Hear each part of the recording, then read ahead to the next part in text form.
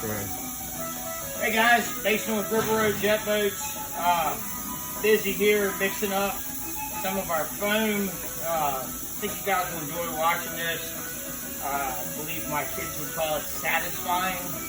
But foam's real important to us. Adds a lot of rigidity to the boat and of course a lot of flotation.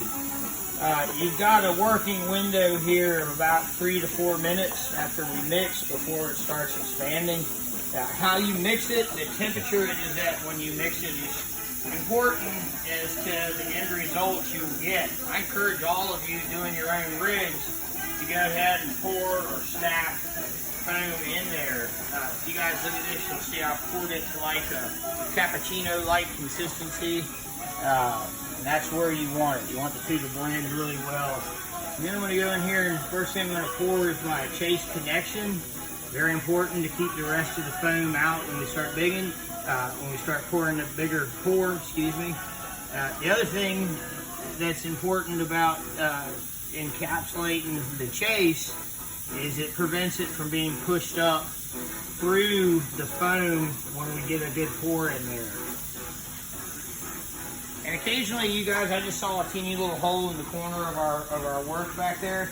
That's not a big deal in most cases, but you do want to, make sure that you don't have any significant size holes. Anything bigger than, say, a pencil is going to generate a lot of problems. Anything smaller than a pencil, the foam will a little bit leak through, it'll expand, build up, and actually plug the hole on its own. But bigger tears could lead to a lot of foam in places you don't want it. Alright, that looks like a pretty good first pour for both of these.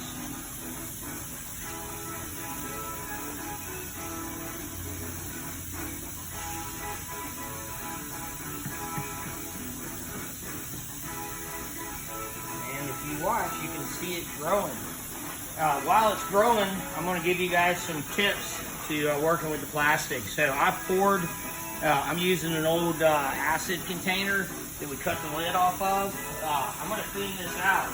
I've got an old paint container right here that's full of acetate.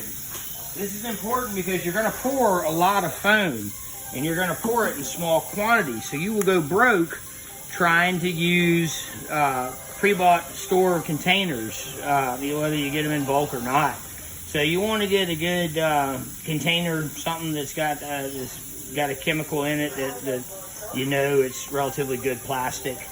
And then I'm going to go through here and I'm just going to clean up around my rim, hitting it with the acetone. You see, the acetone is an almost instant solvent. It starts breaking it down, makes cleaning it up really, really easy. Just like that. That's clean. I'll pour that back in my acetone holding container. Let's go back and check on this foam. Oh, she's growing.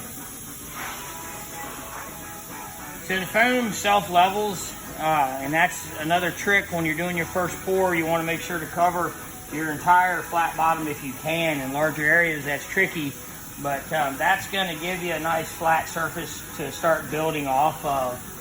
This won't be just one pour. It'll be, I'm guessing right now, probably 3 pours to fill these valve compartments.